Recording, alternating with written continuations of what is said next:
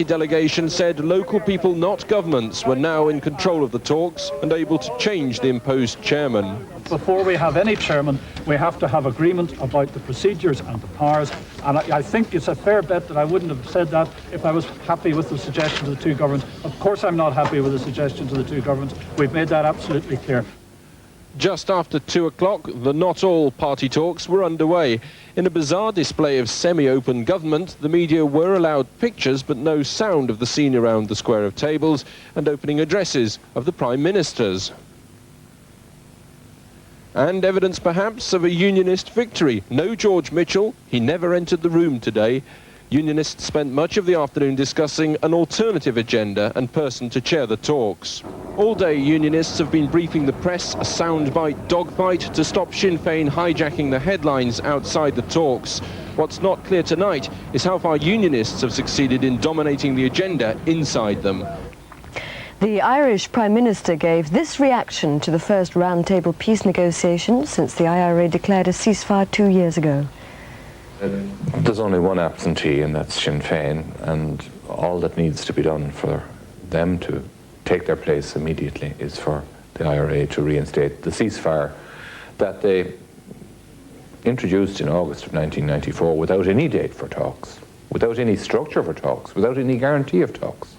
Now there is a date, it's today. There's a structure worked out in great detail on which they have been given many assurances as to the seriousness of the talks. John Bruton. Britain's Prime Minister said that he was determined to make the talks work.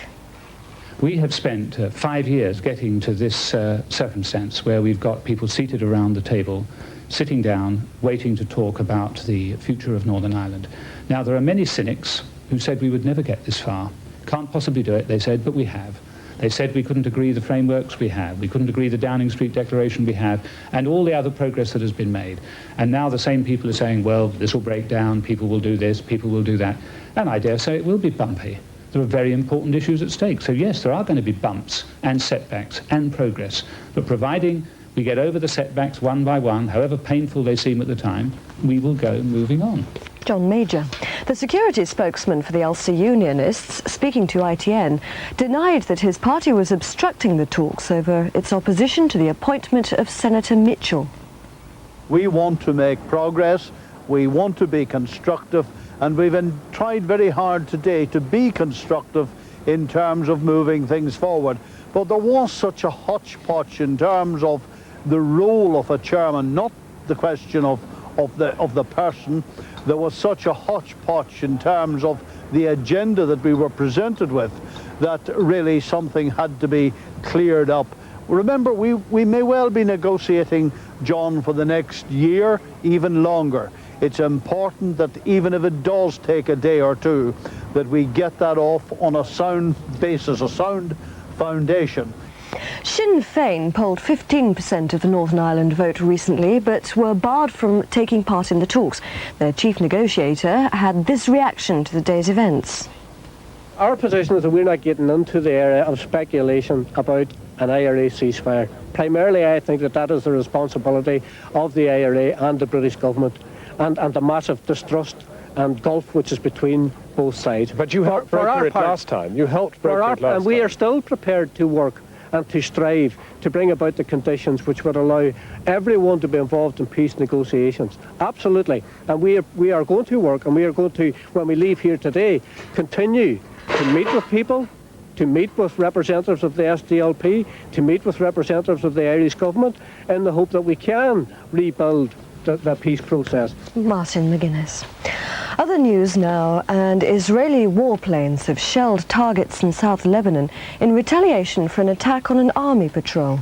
5 soldiers were killed and 6 others were injured when Hezbollah guerrillas opened fire on them in Israel's self-declared security zone. It follows a shooting yesterday near the West Bank in which 2 Jewish settlers were killed, apparently by Palestinian gunmen. Our Middle East correspondent Robert Moore reports from Jerusalem. The Hezbollah ambush was the deadliest attack in many months. 5 Israeli soldiers died in the fierce firefight with the pro-Iranian Lebanese guerrillas. 6 others were wounded, some seriously, and were evacuated by helicopter back to Israel. The patrol was hit by machine gun fire and grenades. But because it was a strike against a military target, it does not appear to be a breach of the ceasefire agreement that brought peace to the Israeli-Lebanese border 2 months ago. Israeli gunners have responded, shelling Shiite Muslim villages and suspected Hezbollah positions. Reports from this border region say that tension is again high and further violence could still erupt. Perhaps even more ominous, though, was an attack late last night in Israel itself, widely thought to be the work of Palestinian extremists. 2 Jewish settlers from the West Bank were killed when their car was riddled with bullets. Their 9-month-old baby son was found crying, but unhurt, in the back of the car. This afternoon, the couple were buried, victims of the first attack by Palestinians since the election of the new hardline Israeli government. Many Palestinians warn that unless the Netanyahu government puts forward more moderate policies, then there could be a sustained return to the path of political violence.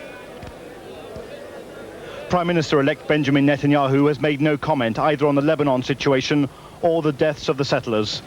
He is still trying to form his coalition government, but having promised to give Israelis a sense of security, he faces an immediate problem on how to contain the violence.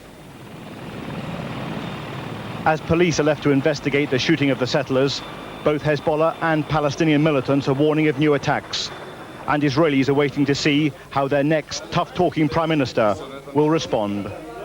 Robert Moore, ITN, Jerusalem. A hydrofoil carrying about 150 passengers has capsized after striking rocks near Naples in southern Italy. At least 4 people were killed. Survivors managed to swim ashore or were picked up by fishing boats and pleasure craft. Russian and Chechen negotiators have signed an agreement aimed at ending 18 months of fighting in the breakaway republic. The accord provides for a withdrawal of Russian troops by the end of August and the disarmament of rebel Chechen forces, but it does not cover Chechnya's future status, which is the main sticking point. The British Foreign Minister Malcolm Rifkind has faced a barrage of protests from his colleagues at a meeting of EU foreign ministers in Luxembourg. His hostile reception reflects growing irritation with Britain over its blocking of EU affairs in its beef war with Europe. Our Europe correspondent, Jonathan Munro, reports. Britain's veto policy continues, but its boundaries are clearly shifting. Malcolm Rifkind allowed 3 measures through this morning, even though British officials were saying as late as Friday night that he'd veto all but 1. Britain will show the red card to 17 other measures. A slight shift, but not enough, said the Commission President Jacques Santer, to generate any goodwill here. It seems to be not just enough to go ahead.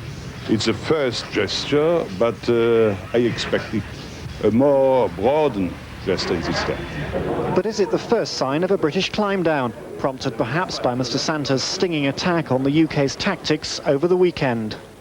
I can assure you that Mr Santer's contribution did not create any change in our policy. Indeed, it would be very difficult for it to, because inevitably it hardened opinion in the United Kingdom in some ways. It may be more of a softening of tone than a change of policy, but clearly Britain is reacting to the angry protests of its EU partners.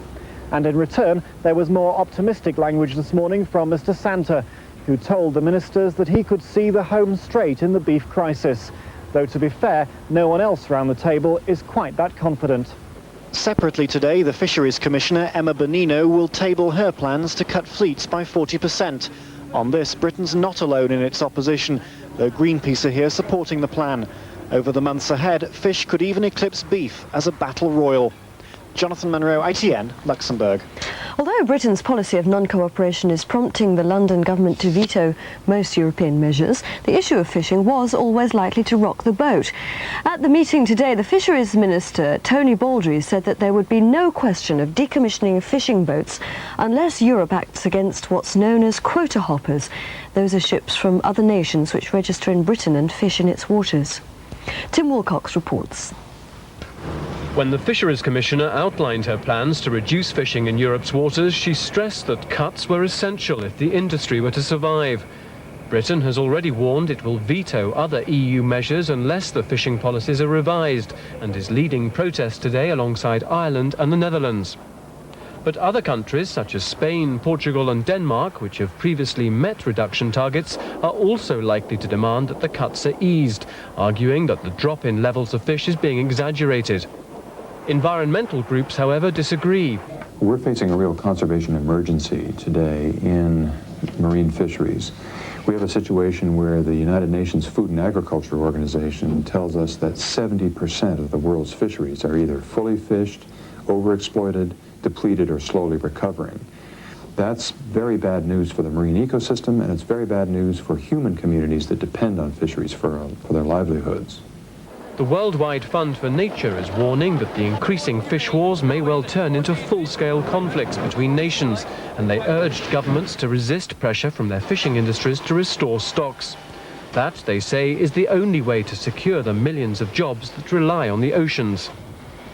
But convincing the fishermen themselves will be the hardest task. In April, more than 1,000 British trawlermen gathered to lobby against Europe's policies. Already fighting the so-called quota hoppers, other EU members' boats who fish in British waters, the threat of further reductions to their catches is unlikely to be taken calmly. Well, now you're watching the ITN World News. I'm Katie Haswell. Still to come in our programme, how Italy's historic landmarks are suffering from the attention of too many tourists.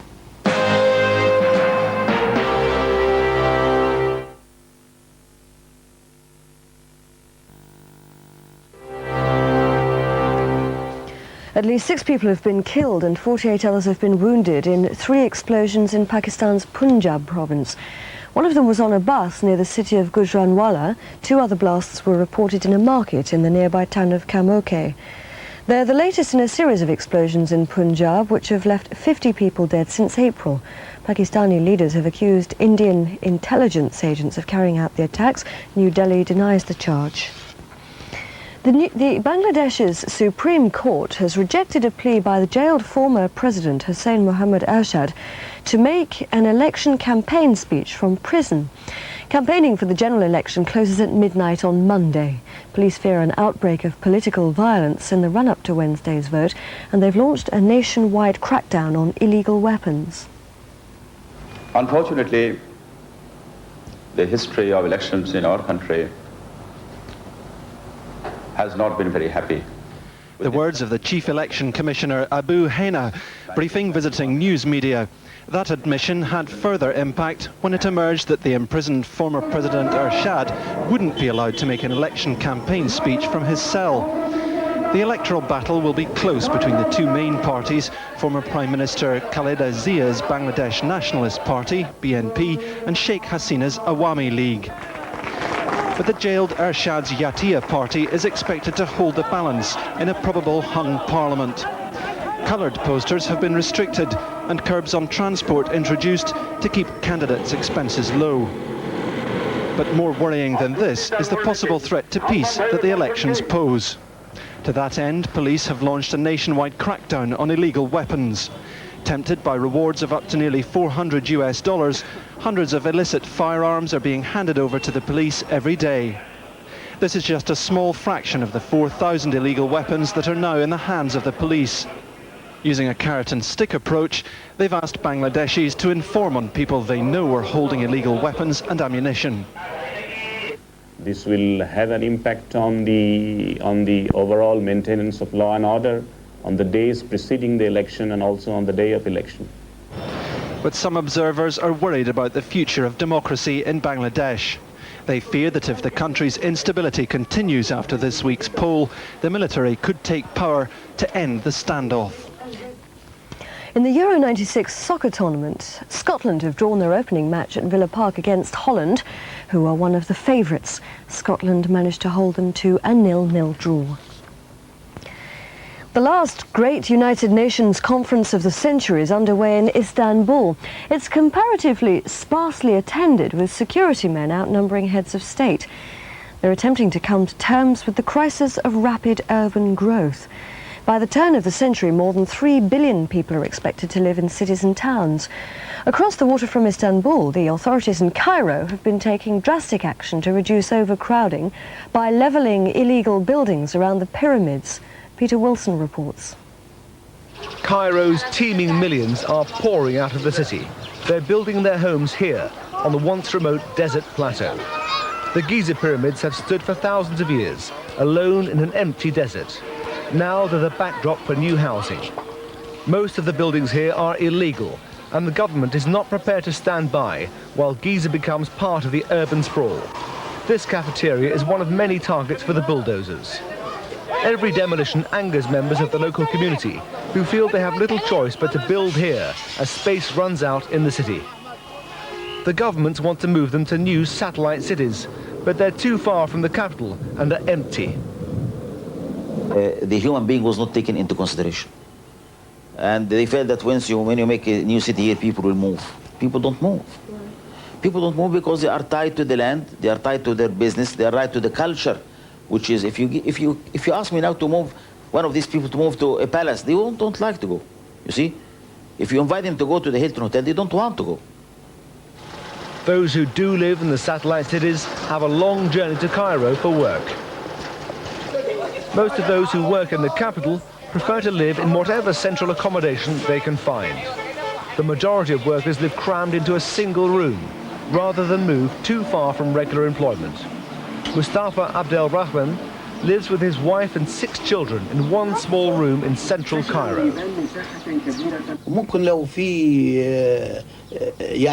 I can go if they're going to find me work there. A man should go after his living, but I can't move to the new satellite cities. If I can make it to the city one day for my work, I can't make it for another. It's a long way from the city. Cairo's population is still increasing by 1 million people a year. The UN summit in Istanbul may try to plot a Byzantine route away from the disaster that threatens cities like Cairo. But it would be a brave conference that claims to find a cure for Cairo's problems. And a reminder now, today's main news. The latest round of peace talks has begun in the disputed territory of Northern Ireland, with London and Dublin promising a new start. But Sinn Féin has been excluded because its IRA associates have failed to restore a ceasefire. The British and Irish leaders said the all-party talks could turn the page on a dark history. Finally, the romance of Italy attracts hundreds of thousands of tourists every year, but the constant strain on its historic cities is taking its toll. In particular, those which house a large part of the world's art treasures, Rome, Venice and Florence, are threatened by large-scale congestion. And as Anis Risley reports, city authorities are now calling a halt to the so-called culture vultures. Italy is a huge attraction for tourists. At least 10 million are expected this year. But even as the holidaymakers are planning their itineraries, some city authorities are planning to start calling the shots. They say they can't deal with the numbers anymore and want to control the flow before summertime Italy becomes a giant morass of culture vultures. And no city more so than Florence, which has 2 major political summits coming up, adding to the weight of the armies of sightseers who crowd the streets every day. One of the men charged with solving the problem is Councillor Amos Cecchi. We're working on plans to solve the traffic problems. We've created a no-go zone in the old centre, about 3 million square metres, where traffic access is limited. His first priority is to cut out the tour buses that clog the city centre. This will help with the traffic, but hardly thin out the 150,000 or so visitors who pile into the city daily. Like other Italian cities, Florence has seen scores of crowd control plans come and go without much success. But in the run-up to the big international summits, the city wants to look businesslike and put on an efficient face to the world. The feeding of stray cats has been banned. Dog owners who don't clean up after their pets face heavy fines. The pigeons have been fed contraceptives, and there's even a plan to make the horses wear nappies. But these ideas won't go far to help the thousands who head for the Uffizi Gallery to see some of the defining masterpieces of Italian Renaissance, only to find half-a-mile-long queues and a 4-hour wait ahead of them. They could do other things instead of standing here, especially when you only have 2 days in the place. Councillor Cecchi sees pre-booking as the only way to cut out the time wasted standing in line. He wants comprehensive pre-booked packages offered that cover the whole trip from travel, hotel reservations to dinner and access to cultural sites. Similar plans have been discussed for Venice and Rome. Though mass tourism may be manna from heaven to hoteliers and restaurateurs, for others it's a curse. The traffic police trying to keep things moving, or the priest holding a service with hordes of tourists wandering by. This conflict of interests is no more apparent than in Venice. When it's not in danger of sinking under the waves, it faced an ever-increasing flood of tourists, more than 5 million this year. And that's caused some in the lagoon city to strike back.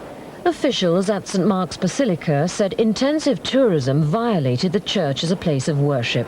So they tightened up the entry regulations, cut down the numbers of those allowed in at any one time, imposed a tough dress code to outlaw shorts and T-shirts, banned photography and then shut out noisy tour guides.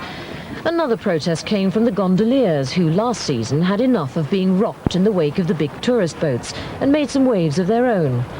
Their efforts to get the boats slowed down went largely unrewarded, but the protest did highlight the threat posed to the gondoliers' way of life and to the historic canal-side buildings.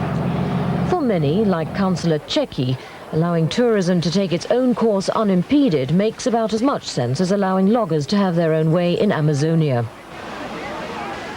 If Italy didn't have most of the Western world's art treasures, have a near-perfect climate, great food and good wine, then it wouldn't be facing this problem. But without serious planning now, future generations may well find a trip to Venice, Florence or Rome just wishful thinking. Anise Risley, ITN.